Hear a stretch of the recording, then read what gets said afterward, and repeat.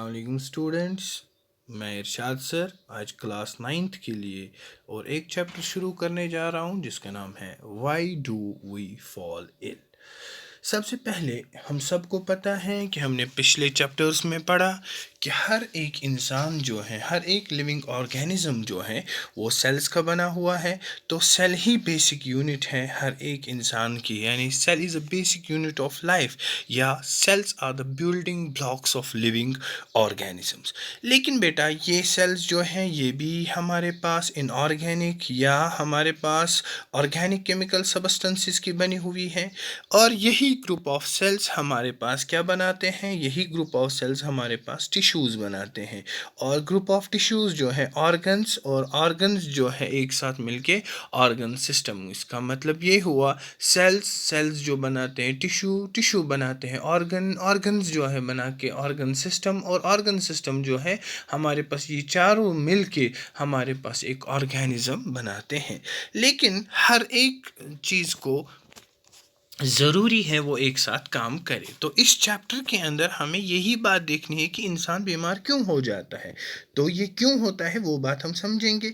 जैसे मैंने अभी कहा, इंसान सेल्स का बना हुआ है, टिश्यूज़ हैं उसके अंदर, ऑर्गन्स हैं, ऑर्गन सिस्टम है। सो वो सारे चीज़ जो है एक साथ सही तरीके से काम करने चाहिए। अगर हमारे पास देखेंगे इंसान के अंदर चाहे टिश्यूज़ या ऑर्गन्स जो है वो बहुत सारे एक्टिविटीज़ करते हैं। हार्ट को हम देखेंगे वो माँ के वोम से ही जो है बीट करना शुरू कर लेता है। लंग्स जो है हमें ब्रीदिंग के लिए काम आते हैं, और इसी तरीके से हमारे पास जो है साइमल्टेनियसली ये हमारे जिस्म के अंदर कार्बन डाइऑक्साइड को बाहर निकालता है और ऑक्सीजन को अंदर लगा देता है, जिसको हम ब्रीदिंग यानी इनहेल और एक्सहेल कहते हैं। सिमिलरली हमारे पास किडनीज है, हमारे पास स्टमक है, हमारे पास लिवर है, सारे ऑर्गन्स जो हैं काम करते हैं। किडनीज फिल्टर करते हैं, और ब्रेन जो है हमें सोचता रहता है। और इस तरीके से ये सारे एक्टिविटीज़ जो है अलग अलग बॉडी ऑर्गन्स के ये आपस में इंटरकनेक्टेड है। और ऐसे इंटरकनेक्टेड एक्टिविटीज़ के लिए बॉडी को कंटिन्यूसली एनर्जी चाहिए और रेगुलर सप्लाई चाहिए रॉ मटेरियल्स के लिए, यानी जिसकी वजह से ये एक्टिविटीज़ हो जाएगी। अगर खुदा ना करे किसी भी तरीके से ये प्रिवेंट हो गया, यानी प्रॉपर फंक्शनिंग जो है सेल्स की या टिश्यूज़ की या ऑर्गन्स की रुक गई, इसकी वजह से क्या होगा, यानी इसकी वजह से प्रॉपर एक्टिविटी नहीं हो जाएगी, यानी लैक ऑफ प्रॉपर एक्टिविटी हो जाएगी। सो उसकी वजह से ही कोई ना कोई प्रॉब्लम हो जाएगी। सो वो क्या प्रॉब्लम हो जाएगी, वो प्रॉब्लम जो है हमें हेल्थ को ही हो जाएगी। So in this chapter we are going to have a discussion on health and its failure, disease and its causes, types of disease, means of spread of diseases, are principles of treatment, and कुछ microbial diseases. सो बेटा इस chapter के अंदर हमें सबसे पहले बात करनी है किसके बारे में, हेल्थ के बारे में, और उसका फेलियर कैसे हो गया, और अगर डिजीज़ हो गई तो कैसे हो गई, किसकी वजह से हो गई, क्योंकि हर एक चीज़ के पीछे कोई ना कोई कॉज होता है। और टाइप्स ऑफ डिजीज़, और किस किस्म की डिजीज़ हमारे पास है, और किस तरीके से ये स्प्रेड हो गई, और इसका ट्रीटमेंट क्या करेंगे, और कुछ माइक्रोबियल डिजीज़ जैसे हम अभी सारी दुनिया अभी परेशान है कोविड-19 की वजह से, यानी कोरोना वायरस की वजह से। अभी साइंटिस्ट्स इसी में लगे हुए हैं कि हम इसकी ट्रीटमेंट देखेंगे, क्योंकि कॉज तो पता चला, कुछ कह रहे हैं बैट से आया, लेकिन this is a viral disease. So अब हमें इसके लिए क्या क्या करना चाहिए, तो ये सारी चीज़ें जो है हमें इस चैप्टर के अंदर आएंगे। सो क्या कहा मैंने, सो नॉर्मली इंसान किनका बना हुआ है, सेल्स का बना हुआ है, टिश्यूज़ का बना हुआ है, ऑर्गन्स का बना हुआ है, ऑर्गन सिस्टम के अंदर है इसके अंदर। सो इसके अंदर हमें सेल्स का काम करना, ऑर्गन्स का काम करना, टिश्यूज़ का काम करना, सब का काम करना लाजमी है। अगर कहीं भी किसी भी वजह से भी इनको हमने प्रॉपर फंक्शनिंग से रोक दिया, सेल्स को, टिश्यूज़ को, ऑर्गन्स को, उसकी वजह से क्या हो जाएगी, उसकी वजह से हमारे हेल्थ के अंदर प्रॉब्लम्स आ जाती है। तो अब किसको हम हेल्थ कहेंगे, हेल्थ जो है बेटा हम हेल्थ उसको कहेंगे, यानी हेल्थ एक वो कंप्लीट फिजिकल, मेंटल और सोशल वेलबींग है, न कि हम खाली ये समझेंगे ये वो एब्सेंस ऑफ डिजीज़ है या इन्फर्मिटी। अगर हम देखेंगे for example you need a labour, और आप क्या करते हो, आप उस लेबर को लाते हो जिसको आप दिखते हो ये मोटा है, अच्छा खासा है, हेल्दी है, उसी को लाओगे। लेकिन क्या आपको पता है वो डिजीज़ फ्री है या नहीं है, क्या उसकी कंडीशन हेल्दी है या नहीं है। बस हम खाली किसकी तरीके से देखते हैं, हम ये देखते हैं कि ये दिखने में अच्छा लगता है। लेकिन आई फील दैट आजकल के जो लोग हैं वो सारे कहीं ना कहीं से बीमार है, चाहे कोई स्ट्रेस फ्री है, किसी को स्ट्रेस है, किसी को कोई और चीज़ है। सो हम सारे दिखते हैं आजकल अनार जैसे, यानी बाहर गोल, यानी बाहर लाल, अंदर से ख़त्म। अंदर जो है सो आप अनार लाओ, कभी वो अंदर से क्या होता है, कभी कभार ख़त्म भी हुआ होता है। सिमिलरली वही हाल हुआ है दुनिया की परेशानियों से। इसीलिए हम हेल्थ किसको कहेंगे, ए कंप्लीट, फिजिकली भी वो ठीक होना चाहिए, मेंटली भी वो ठीक होना चाहिए, उसको सोशली भी ठीक होना चाहिए, यानी सोसाइटी के साथ भी होना चाहिए। न कि हम खाली ये कह सकते हैं ये एब्सेंस ऑफ डिजीज़ है। सो वर्ल्ड हेल्थ ऑर्गेनाइजेशन जो है, उन्होंने वर्ल्ड हेल्थ ऑर्गेनाइजेशन ने 1948 में जो है डेफिनेशंस दी है किसकी, यही health, A state of complete physical, mental and social wellbeing and not merely N absence of A disease और इन्फर्मिटी। और इसके बगैर जो है हु ने ही, यानी वर्ल्ड हेल्थ ऑर्गेनाइजेशन ने 3 डायमेंशंस किसके देखे हैं, हेल्थ के 3 डायमेंशंस इसने देखे हैं। एक डायमेंशन जो है उसको हम कहते हैं फिजिकल डायमेंशन, दूसरा जो है उसको हम कहते हैं मेंटल डायमेंशन, तीसरा जो है उसको हम कहते हैं सोशल डायमेंशन। और what is physical dimension, physical health implies perfect functioning of all body parts, यानी फिजिकल डायमेंशन में ये कहते हैं कि परफेक्टली सारे बॉडी पार्ट्स फंक्शन करने चाहिए, जैसे ऑर्गन्स हैं, ऑर्गन सिस्टम्स है। और इसको हम देख सकते हैं क्योंकि अल्लाह ना करे किसी को कहीं कभी परेशानी हो जाती है, उनको डॉक्टर हजरात जो है क्या करते हैं, डिफरेंट टेस्ट्स रखते हैं डिटरमाइन करने के लिए कि क्या इसको ऑर्गन्स सही से काम करते हैं या नहीं करते हैं। और दूसरी डायमेंशन जो है उसको कहते हैं mental dimension. Mental health implies harmony between the individuals and it's environment. So mental dimension में हमारे पास क्या आ जाते हैं, हार्मनी किसके दरमियान, इंडिविजुअल और एनवायरनमेंट के दरमियान। और तीसरी जो है डायमेंशन उसको हम क्या कहते हैं, social dimension. Social health implies that every person living in society possess basic requirements of life, यानी यहाँ पर हम क्या कह रहे हैं, सोशल हेल्थ का मतलब है जो भी इंसान सोसाइटी में रहे उसके पास रिक्वायरमेंट्स हो, बेसिक रिक्वायरमेंट्स हो, जैसे वो क्लीन प्लेस ऑफ लिविंग, यानी जिस जगह पे वो रहे वो साफ़ हो, उसकी अच्छी खासी कमाई हो, उसको खाना हो, और उसकी अच्छी हैप्पी फैमिली हो, और उसके उस सोसाइटी के साथ इंट्रैक्शंस हो, यानी उनके नेबर्स के साथ, उसके फ्रेंड्स के साथ, और उसी की वजह से वो एक हैप्पी और खुशगवार ज़िंदगी गुजार सकता है। अभी देखिए बेटा, इस कोविड-19 के हालात में और इस कोविड-19 की वजह से ही अभी अगर हम देखेंगे हमारे पास अभी जितने भी लोग रोज़ाना खाते थे, कमाते थे, उनको अभी सरकार की तरफ से और कोशिशें आ जाती है कहीं उनकी वजह, उनको भूख की वजह से डेथ ना हो जाए। और यहाँ पर जो है ये सोसाइटी उनका ख्याल रखती है, समाज उनको देखती है। लेकिन ये सारे डायमेंशंस हमारे अंदर किसके अंदर आ जाते हैं, हेल्थ के अंदर। सो हेल्थ में हमें फिजिकल डायमेंशन भी देखना है, मेंटल डायमेंशन भी देखना है, और उसके बाद सोशल डायमेंशंस भी हमारे पास देखने होते हैं। क्लियर, समझ आई बात। अब हम बात करेंगे कौन से फैक्टर्स हैं जो हमारे हेल्थ को अफेक्ट कर सकते हैं। देखिए हमारे पास अगर फिज़िकल एनवायरनमेंट की बात करें, पहला जो है फिज़िकल एनवायरनमेंट, यानी वो एनवायरनमेंट जिसमें हम रहते हैं।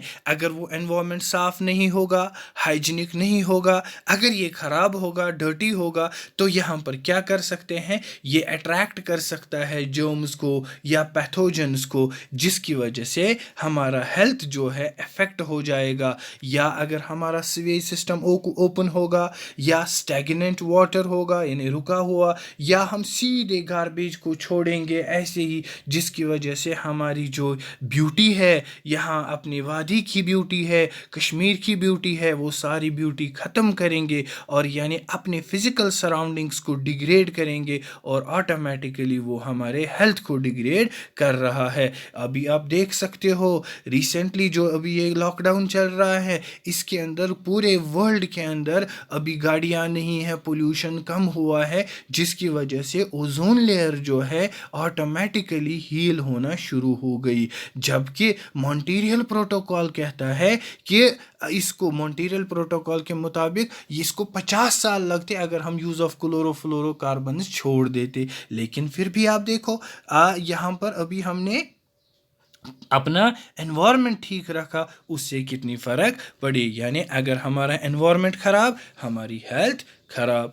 दूसरा जो है उसको हम कहते हैं सोशल एनवायरनमेंट। सोशल एनवायरनमेंट क्या हो गया, यानी हम जो है we must live in a sound environment, यानी साउंड सोशल एनवायरनमेंट। अगर हमारे पास अच्छा सोशल एनवायरनमेंट है तो हमारे हेल्थ के लिए भी, मेंटल हेल्थ के लिए भी बहुत ज़रूरी है। सो हमें आइसोलेशन में, यानी हमारे पास अगर कहीं पे भी ख़राब हो, जिनके साथ हम खेलेंगे और बैठेंगे और जो हमारी सोसाइटी है उनका रहन सहन कैसा होगा, उठना बैठना कैसा होगा, वो भी हमारे सेहत के लिए भी नुकसानदेह होता है। यानी हमारे हेल्थ में हमें उस हिसाब से भी देखना है कि हम किस एनवायरनमेंट में रहेंगे, हमारे सोसाइटी यानी दाएं बाएं कैसे लोग हैं, कहीं हमारे पास वो वैसे बातें ना करे जिसकी वजह से हमें मेंटल स्ट्रेस ज़्यादा बढ़ जाएगी, जिसकी वजह से हमें प्रॉब्लम्स हो जाएगी, कहीं वो क्रिटिसाइज़ करने वाले तो नहीं हैं। So we should live in such a society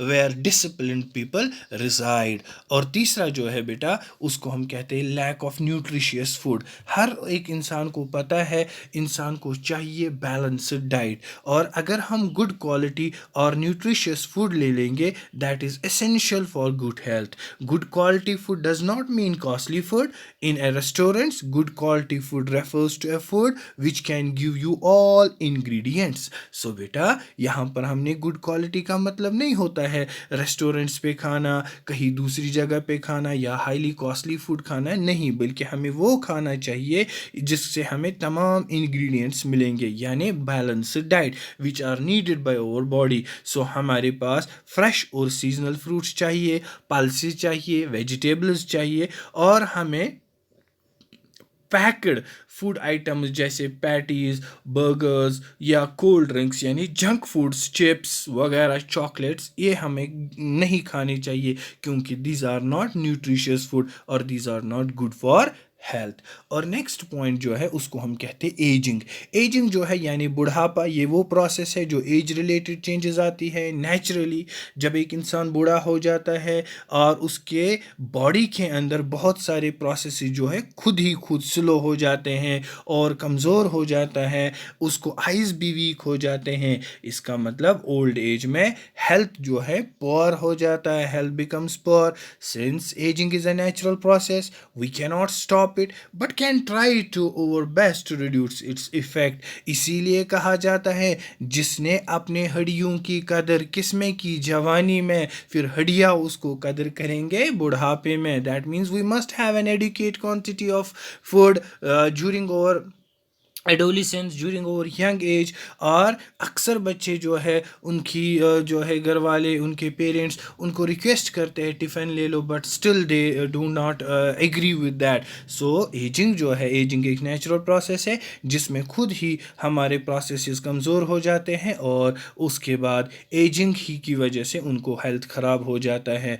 और लेकिन हम इसको स्टॉप तो नहीं कर सकते, लेकिन हम इसके इफ़ेक्ट्स को रिड्यूस कर सकते हैं अगर हम रेगुलर एक्सरसाइज करेंगे, प्रॉपर डाइटरी हैबिट्स रखेंगे, ताकि हम अपने मिनिमाइज करेंगे इफ़ेक्ट्स ऑफ एजिंग। अगर हम अपने बॉलीवुड्स को देखते हैं और though they are in age, लेकिन still they do regular exercises, they go for a fitness. If we are going to if we are going to recommend somebody या consult या convey someone come for an exercise, go for a morning walk, वहाँ से वो कहेगा मुझे क्या है, मैं क्यों जाऊँ मॉर्निंग वॉक में, मैं थोड़ी ना बीमार हूँ। जब तक हमें डॉक्टर नहीं मान बोलते हैं तब तक हम मानते नहीं हैं, यानी तब तक हम किसी भी तरीके से नहीं जाते हैं। और उसके बाद पब्लिक हेल्थ सर्विस, यानी अगर हमारी पब्लिक हेल्थ सर्विस इनएडुकेट थी, सो हेल्थ जो है हर एक इंडिविजुअल सिटीज़न का वो भी उसमें हमारे पास इफ़ेक्ट हो सकता है। सो इसमें हमारे पास अगर हम पर्सनल ये भी खाएंगे, क्योंकि आप देखो जैसे मैंने अभी कहा गारबेज फेंकेंगे या बाकी कुछ फेंकेंगे स्ट्रीट्स में, और उसकी वजह से गंदगी होगी, ड्रेनेजेस में नहीं होगा सही से सारा कुछ, तो इसकी वजह से प्रॉब्लम्स आ सकती है। या हमारे पास इकोनॉमिक कंडीशंस जो है, जैसे प्रॉपर अर्निंग जो है नेसेसरी है हर एक इंसान को कि वो अपने एडुकेट न्यूट्रिशियस फूड लाए और हर एक अपने फैमिली मेम्बर को खिलाए। सो इसका मतलब है जॉब अपॉर्चुनिटीज़ भी अवेलेबल होनी चाहिए सोसाइटी में जिसमें हम रहते हैं, सो दैट हर एक इंसान के पास अच्छी इकोनॉमिक कंडीशंस हो और वो जो नेसेसरी है उसको अपनी इंडिविजुअल का, अपने हेल्थ का ख्याल रखने का और उसके साथ अपने फैमिली का भी। और उसके साथ हमने कहा पर्सनल हाइजीन कहते हैं यानी इंडिविजुअल की क्लीननेस, उसको ज़रूरी है अपने वॉश करना चाहिए अपने हैंड्स रेगुलरली, अपने टीथों को ब्रश करना चाहिए, आइज़ को केयर करना चाहिए और बाथ करना चाहिए, यानी उसको क्लीन क्लोथ्स लगाने चाहिए, और बच्चों को टाइमली वैक्सीन करना चाहिए जो भी ड्रेडफुल डिजीज़ है। लेकिन कहीं ऐसा ना हो वो रास्ते में चल रहा है, मार्केट में चल रहा है, उठाया सेब लाया और खाया। अक्सर आप देखो गर्मियों के मौसम में हम वाटरमेलन खाते हैं और उस वाटरमेलन को हम कटे हुए देखते हैं और बाहर डस्ट होता है और कीड़े मकोड़े हो जाते हैं, वी टू ईट इट। जब हम वो खाते हैं घर जाके हमारे पास पेट दर्द हो सकता है, फूड पॉइजनिंग हो सकती है। सो इसके लिए हमारे पास पर्सनल हाइजीन रखना बहुत ज़रूरी है। और इसके लिए जो है सोशल इक्वालिटी भी होनी चाहिए, यानी सिमिलरली सोशल इक्वालिटी और harmony are necessary for individuals health. इसमें पार्टिसिपेशन होनी चाहिए, हमें एक दूसरे के गमों में और खुशियों में मदद होना यानी शामिल होना चाहिए, हमें एक दूसरे के पास जाना चाहिए, हमें देखना चाहिए किसी को कोई ज़रूरत नहीं है उनको हमें फुलफ़िल करनी है, न कि हमें किसी को मिसट्रीट करना है या किसी को घबराना है या धमकियाँ देनी है, इससे भी हमारे हेल्थ को इफ़ेक्ट पड़ सकता है। So what are the factors which affect our health? Physical environment, social environment, lack of nutritious food, aging, public health service, economic conditions, social equality and harmony, and personal hygiene. Now, what are the conditions which are essential for good health? यानी वो क्या conditions है जिससे हमारा health बेहतर रहेगा। देखिए अगर हमारे पास better sanitation होगी, यानी sanitation का मतलब ये हुआ अगर हमारे पास clean surroundings होगी, हम ये कैसे कर सकते हैं, हम maintain कर सकते हैं by providing good sewage and rain water disposable system, और properly हम garbage को भी dispose कर सकते हैं। अगर हम अच्छी खासी सैनिटेशन रखना चाहते हैं, हमें अपना इर्द गिर्द साफ़ रखना चाहिए, हमें अपने जो हैं ड्रिंकिंग वाटर पे भी ध्यान रखना चाहिए, हमें सीवेज में भी ध्यान रखना चाहिए, हमें पूरी तरीके से डिस्पोजल करना चाहिए अपने पानी को, क्योंकि अगर हमने सैनिटेशन ख़राब की उसकी वजह से हमारे जो है ड्रिंकिंग वाटर ख़राब हो जाएगा।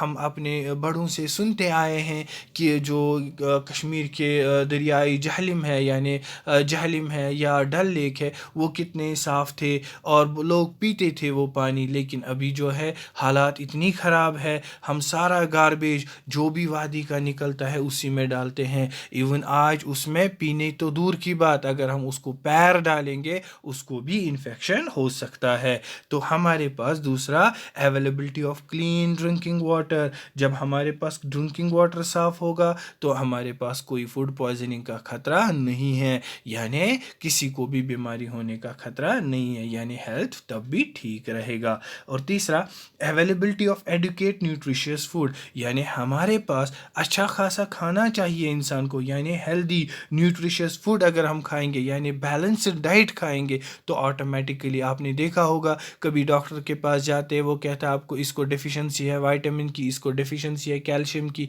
या कोई इतना खाता है, जैसे हम देखते हैं बटर इस तरीके से खाते हैं कि पेट निकल आता है, एक्सरसाइज ही नहीं करते हैं। सो इसी तरीके से हमें एडिक्वेट न्यूट्रिशियस फूड खाना चाहिए। आपने लोअर क्लासेस में देखा होगा प्रोटीन डिफिशिएंसी डिजीज़ आपके बुक पे लगा के रखा था, मरासमस और ख्वाशकर, वो सारी डिफिशिएंसी जो है प्रोटीन डिफिशिएंसी डिजीज़ है। और इसीलिए वो लोग जो स्लम्स में रहते हैं, बहुत पुअर होते हैं, वो कभी भी आप नहीं देखोगे वो हेल्दी होंगे, वो इतने लगते हैं, वो बिकॉज ऑफ स्टारवेशन उनको प्रॉब्लम हुई होती है। और सिमिलरली हमें सोशल इक्वालिटी और हार्मोनी भी रखनी चाहिए। समझ आई बात? समझ आई बात? अब हम बात करेंगे डिजीज़ किसको कहेंगे, किसको अब हम डिजीज़ कहते हैं। डिजीज़ हम कहते हैं, डिजीज़ हो गया वो कंडीशन यहाँ पर, यानी जब भी हम देखते हैं डिजीज़ को हम लिटरली कहते हैं विदाउट ईज़। विदाउट ईज़ यानी डिस्टर्ब्ड ईज़ और अनईजीनेस, यानी जब हमें कंफर्टेबल फील नहीं होता है। कब हमारे पास कंफर्टेबल फील नहीं होता है, यानी अनकंफर्टेबल फील होता है, जब हमें लगता है कि मेरे सेहत के अंदर कहीं ना कहीं कुछ गड़बड़ है। सो ये इसका मतलब हुआ डिजीज़ हो गई disruption in the functioning of a tissue, organ और ऑर्गन सिस्टम। जैसे मैंने पहले ही कहा, हमारे अंदर ऑर्गन्स है, हमारे अंदर सेल्स हैं, हमारे अंदर टिश्यूज़ हैं, उनका सही से काम करना हमारे लिए ज़रूरी है। अगर किसी भी तरीके से उनके अंदर डिस्टर्बेंस हो गई, डिसरप्शन हो गई उनके फंक्शन के अंदर, तो तभी हम एक इंसान को कह सकते हैं इसको डिजीज़ हो गई। और इस डिजीज़ को जो है, डिसरप्शन जो है, हमारे पास डिसरप्शन इंटरनल होता है, लेकिन इमीडिएटली डिजीज़ का ये नहीं पता चलेगा, लेकिन इस डिज़ीज़ को हम डायग्नोज करते हैं सिम्टम्स की वजह से और साइंस की वजह से। That is why when ever anybody feeling any kind of discomfort, any kind of disease, तो उस टाइम पे वो क्या करता है, डॉक्टर उसको कहता है कहीं खांसी करो, सांस लंबी ले लो, वो वैसे करो, कोई ना कोई चीज़। वो एक्चुअली क्या ढूंढना चाहता है, वो सिम्टम्स ढूंढना चाहता है। तो इसीलिए सिम्टम्स और साइंस से, सिम्टम्स इंडिकेट करते हैं कि there is some abnormality in the body. For example किसी को हेडेक होगा, या कफ होगी, या लूज मोशन होगा, या वाउंड होगा यानी जख्म होगा, उसको पस निकलता है, ये सारे सिम्टम्स हैं किसी डिजीज़ के। लेकिन हेडेक जो है इसकी वजह से भी हो सकता है, कभी आपने दिन में काम किया, आईसाइट की वजह से, ब्लड प्रेशर की वजह से, या बहुत सारे डिजीज़ हैं, मलेरिया है, टाइफाइड है, जॉन्डिस है, जिसकी वजह से ये हेडेक हो सकता है। Symptoms do not give an exact cause of the disease, यानी कभी भी सिम्टम्स जो है एग्जैक्ट कॉज डिजीज़ का नहीं बता सकता है। उसके बाद हमारे पास साइंस भी होते हैं। साइंस क्या है, ये डेफिनेट इंडिकेशन करते हैं हमारे पास किसके, डिजीज़ के, यानी on the basis of symptoms हमारे पास फिजिशियंस जो है कोशिश करता है डेफिनेट क्लू ढूंढने की, यानी साइन ढूंढने की, किसकी, डिजीज़ की। तो उसके लिए उनको जो है इंस्ट्रूमेंट्स होते हैं, या वो लेबॉर्ट्री टेस्ट्स कराते हैं ताकि पिन पॉइंट कराए वो कौन सी डिजीज़ है। यानी यहाँ पर जो है हमारे पास कोई भी, अब हम डिजीज़ किसको कह सकते हैं, डिजीज़ हम अलग अलग तरीक़ों से एक्सप्लेन कर सकते हैं। एनी फिजिकल और functional change from the normal state that causes discomfort और डिसेबिलिटी और impairs the health of a living organism, यानी कोई भी फिजिकल या फंक्शनल चेंज जो इंसान को फंक्शन होगी, यानी फंक्शनल चेंज नॉर्मल स्टेट से, जिसकी वजह से उसको डिस्कम्फर्ट होगा या डिसेबिलिटी होगी लिविंग ऑर्गेनिज्म को। या हम कह सकते हैं malfunctioning of the body और some part of it with specific symptoms, या कहीं पे उसको बॉडी फंक्शन नहीं करेगी, या उसका कोई पार्ट जिसमें कुछ ना कुछ सिम्टम्स दिखेंगे। या अगर हम देखेंगे ऑक्सफोर्ड डिक्शनरी के हिसाब से, डिजीज जो है a condition of the body of some part और organ of the body in which its functions are disturbed. So what is disease now, any physical or functional change from the normal state that causes discomfort or disability or impairs the health of a living organism is called a disease. or malfunctioning of the body or some parts of it with specific symptoms is termed as a disease, or according to Oxford Dictionary, a condition of the body of some part or organ of the body in which its functioning are disturbed. ठीक है बेटा, सो इसको हम क्या कहते हैं, इसको हम डिजीज कहते हैं। लेकिन किसकी वजह से डिजीज होगी उसको हम क्या कहते हैं, causes of disease. Human health जो है अफेक्ट होता है बहुत सारे फैक्टर्स से या कॉजेज से या सोर्सेज से। सो ये कॉजेज इमीडिएट हो सकते हैं या कंट्रीब्यूटरी हो सकते हैं। सो इमीडिएट कॉज या फैक्टर्स या सोर्सेज, इसके अंदर दो पार्ट्स हैं हमारे पास, एक्सटर्नल यानी एक्सट्रिंसिक कॉज या इंटरनल यानी इंट्रिंसिक कॉज। अगर हम देखेंगे एक्सटर्नल यानी एक्सटर्नल एक्सट्रिंसिक कॉज या फैक्टर्स, ये हमारे पास फैक्टर यानी ये वो एक्सटर्नल फैक्टर है जो नॉर्मल फंक्शनिंग को अफेक्ट करते हैं। इसमें हमारे पास हो सकता है पैथोजेंस यानी डिजीज कॉजिंग माइक्रो ऑर्गेनिजम्स, चाहे पैथोजन वायरस हो, बैक्टीरिया हो या फंजाई हो या प्रोटोजोन्स हो या हेलमिंथ्स हो या वर्म्स हो। ये क्या करते हैं, ये पैथोजेंस हो गया विच कॉज डिजीजेस। ये पैथोजेंस ट्रांसफर हो जाते हैं ह्यूमन बॉडी में, चाहे हवा से हो, कंटामिनेटेड वाटर से हो या फूड से हो या सॉइल से हो या फिजिकल कांटेक्ट से हो या सेक्सुअल कांटेक्ट से हो या एनिमल से हो। सो बेटा हमने कहा एक्सट्रिंसिक फैक्टर्स यानी किसकी वजह से, यानी एक्सटर्नल फैक्टर्स, ये वो फैक्टर्स है जो अफेक्ट करते हैं हमारे normal functioning of the body को। पहला जो है पैथोजन है, पैथोजन को which cause diseases, the pathogens में इंक्लूड होता है viruses, bacteria, fungi, protozoans, helminths, worms, और ये पैथोजेंस ट्रांसफर हो जाते हैं ह्यूमन बॉडी में किसके ज़रिए से, या एयर के ज़रिए से, वाटर के ज़रिए से यानी contaminated water, contaminated food, soil, physical contact या sexual contact and an animal यानी sexual contact with an infected person. या बेटा दूसरा कॉज ये हो सकता है हमारे पास इनएडुकेट डाइट होगा, यानी अगर हमारे पास एब्सेंस हो गई न्यूट्रिशियस डाइट की और उसकी वजह से क्या होगा, पर्सन अनहेल्दी होगा।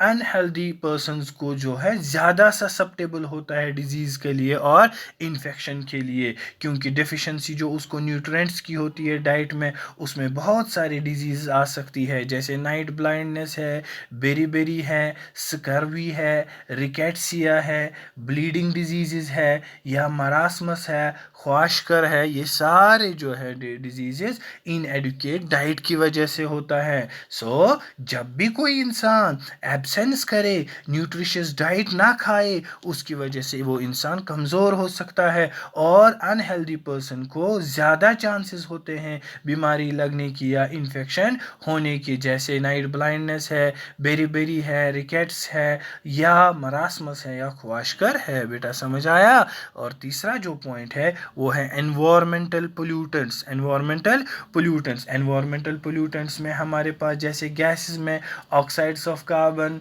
या ऑक्साइड्स ऑफ नाइट्रोजन या ऑक्साइड्स ऑफ सल्फर या कोई भी पार्टिकुलेट मैटर जो हमारे हवा के अंदर होगा, या अगर इंडस्ट्रियल से केमिकल्स रिलीज हो गए, या कोई यानी हैवी मेटल्स जो मर्करी, लेड या कैडमियम या आर्सेनिक, जिसकी वजह से हमारे पास प्रॉब्लम्स आ सकती है, या पेस्टिसाइड्स जिसकी वजह से ये इन्फेक्शियस डिजीज़ हो सकती है। और हमारे पास इंडस्ट्रियल इफ्लुएंट्स भी अगर पानी में जाता है, there is a disease in Japan which is called Minamata disease. वो किन की वजह से हुई, फिशेस की वजह से, यानी इंडस्ट्रियल इफ्लुएंट्स किस में चला गया, पानी में चला गया, और वो पानी में से मछलियाँ थी, उन मछलियों को लोगों ने खाया जिसकी वजह से प्रॉब्लम्स हो सकती है। सो एनवायरमेंटल प्रॉब्लम, सो इसलिए हमारे पास उन गैसेस की वजह से या रेस्पिरेटरीज इश्यूज बहुत सारों को होते हैं, इसकी वजह से जो हमारे पास पोल्यूटेड एयर अवेलेबल होता है। या बहुत सारे जो है तंबाकू के आशिक होते हैं, यानी तंबाकू पीने वाले या खाने वाले या अल्कोहल पीने वाले या कोई नारकोटिक ड्रग्स, जिसकी वजह से यहाँ पर जो है प्रॉब्लम्स हो जाती है। टबैको जो पीते हैं यानी सिगरेट नोशी जिससे जो करते हैं, उनको ब्रोंकाइटिस हो जाता है यानी लंग्स को प्रॉब्लम हो जाती है, और अल्कोहल की वजह से जो है लिवर को प्रॉब्लम हो जाती है, लिवर जो है डिस्ट्रॉय हो सकता है। और फिर आहिस्ता आहिस्ता से जो है जब ये कंटिन्यूस करेंगे यानी चेन स्मोकर्स या क्रोनिक जो है ड्रिंकिंग करेंगे, जिसकी वजह से फिर क्या प्रॉब्लम होती है, उनको क्रोनिक डिजीजेस होती है और एट द एंड दे वो रीच टू द डेथ। ठीक है बेटा। उसके बाद हमारे पास ये एक्सटर्नल कॉजेज थे। इंटरनल कॉजेज में हमारे पास क्या क्या आ सकते हैं? इंटरनल कॉजेज या फैक्टर्स में जो हमारे पास यानी disease causing factors exist with in the human body, ये तो एक्सटर्नल थे, ये इंसान के अंदर होंगे और ये नॉन इन्फेक्शियस भी हो सकते हैं। इसमें माल फंक्शनिंग और improper functioning of the body, यानी अगर किसी ने यानी माल फंक्शनिंग इम्प्रॉपर फंक्शनिंग अगर बॉडी पार्ट ने यानी किसी का हार्ट काम नहीं कर रहा है अच्छे से, किसी को किडनी काम नहीं कर रही, किसी का लिवर काम नहीं कर रहा है, और उनको कहते हैं माल फंक्शनिंग। क्या कहा मैंने?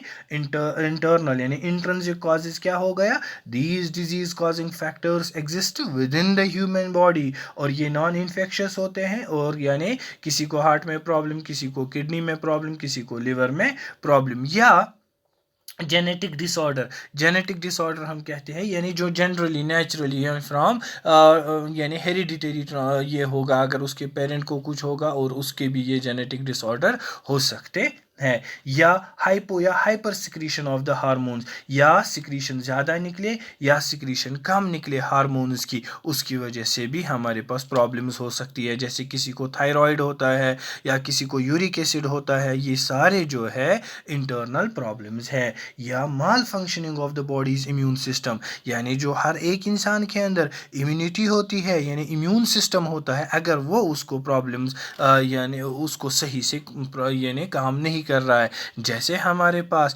एड्स पेशेंट है, एड्स जो है इम्यून सिस्टम को ही प्रॉब्लम करता है और एड्स पेशेंट को ज़्यादा प्रोन टू डिजीज़ होता है। या कोई इंसान वैसा जिसकी इम्यूनिटी कमज़ोर होती है, वो बार बार बीमार हो सकता है और उसको इन्फेक्शन ज़्यादा चांसेस होते हैं। So what are the internal factors or internal causes? These disease causing factors exist within the human body and are non-functioners, are non-function infectious, or what comes under this? Malfunctioning, genetic disorder, hypo or hyper secretion, or malfunctioning of the body's immune system. Now what are the levels of causes, यानी किस तरीके से disease हो सकती है? Disease जो है बेटा 3 तरीके से हो सकती है, यानी फर्स्ट लेवल, सेकेंड लेवल और थर्ड लेवल। सो हमारे पास अगर हम फर्स्ट लेवल की देखेंगे, ये तो हमारे पास प्राइमरी कॉज होता है डिजीज़ का। मिसाल के तौर पर फर्स्ट लेवल में कि कोई भी बीमारी जो पैथोजन से होगी, यानी बैक्टीरिया हो या वायरस हो या प्रोटोजोन हो, तो उसकी वजह से हमारे पास अगर भी किसी बच्चे को लूज मोशन होती है या उसको कोई इन्फेक्शन हुआ, तो हमारे पास इमीडिएट कॉज का इन्फेक्शन और डिजीज़ का क्या हो सकता है तब? वायरस या बैक्टीरिया। ऐसे इमीडिएट कॉज जो डिजीज़ का हो उसको हम कहते हैं फर्स्ट लेवल। क्या कहते हैं? First level. सेकेंड लेवल जो है, ये हमारे पास बहुत सारे फैक्टर्स है जिसकी वजह से इंसान को बीमारी लग सकती है, चाहे सोसाइटी में हो, क्योंकि सारे एक सोसाइटी में इक्वली ससेप्टेबल नहीं होते हैं। जैसे मानो बेटा, अगर मैं आपको एक क्वेश्चन बोलूँ लर्न करने के लिए, क्या अगर सारे बच्चे एक टाइम पे लर्न कर सकते हैं with in half an hour या विद इन 10 मिनट्स? नहीं। कोई 10 मिनट में कर सकता है, कोई 5 मिनट में कर सकता है, कोई आधा घंटा लगा सकता है, कोई 1 घंटा लगा सकता है। इसी तरीके से फैक्टर्स किसको कब बीमारी होगी, सारे इंडिविजुअल सोसाइटी में इक्वली ससेप्टेबल नहीं होते हैं। कोई जो है पुअर हेल्थ होता है किसी का, और जिसकी वजह से उसको नरिशमेंट नहीं प्रॉपर हुई होती है, या किसी को जल्दी से कोई प्रॉब्लम्स आ जाती है, यानी अगर उसने पोल्यूटेड ड्रिंकिंग वाटर थोड़ा सा पिया या कहीं पे भी उसको गड़बड़ वाली एटमॉस्फेयर मिली, तो उसको बीमारी हो सकती है। और इस तरीके से लैक ऑफ गुड नरिशमेंट जो है यहाँ पर हमारे पास सेकेंड लेवल आ सकता है, और इसमें ज़्यादातर हम देखेंगे प्रॉब्लम्स आ जाएंगे। थर्ड लेवल में क्या होता है, यहाँ पर जो है such cause promotes proneness to disease. तो यहाँ पर जो है अगर हम नरिश्ड बच्चों को ले लेंगे, यानी nourished babies belong to poor household. Therefore, poor public service providing unclean drinking water in the region where babies are living in the society, and poverty become the third level of the cause. यानी बेटा अगर हमारे पास वैसा चीज़ जहाँ पर हम unclean drinking water हो उस रीजन में, जहाँ उस रीजन में फिर बच्चे रहते हो उस सोसाइटी में और गुर्बत होगी, और उसमें अगर कॉज होगा वो तो थर्ड लेवल ऑफ कॉज होगा, थर्ड लेवल ऑफ कॉज होगा। अब जो हम बेटा नेक्स्ट क्लासेस में हम बात करेंगे डिजीज़ के कॉजेज़ क्या, यानी अब हम कॉजेज़ किए हमने, हम अब नेक्स्ट क्लासेस में क्या बात करेंगे, टाइप्स ऑफ डिजीज़, यानी डिजीज़ के एक्यूट है, क्रोनिक है, कंजेनेंशियल है, एक्वायर्ड है, और किस तरीके की डिजीज़ है और डिजीज़ कैसी होती है, इसको हम इंशाल्लाह नेक्स्ट क्लास में बात करेंगे। सो अगर आपको ये क्लास पसंद आई और आपको लगा कि during this Covid epidemic under 2G system this is fruitful, you can share this video so that all students, and like this video so that all the students will get benefit from it. Till then, assalamu alaikum.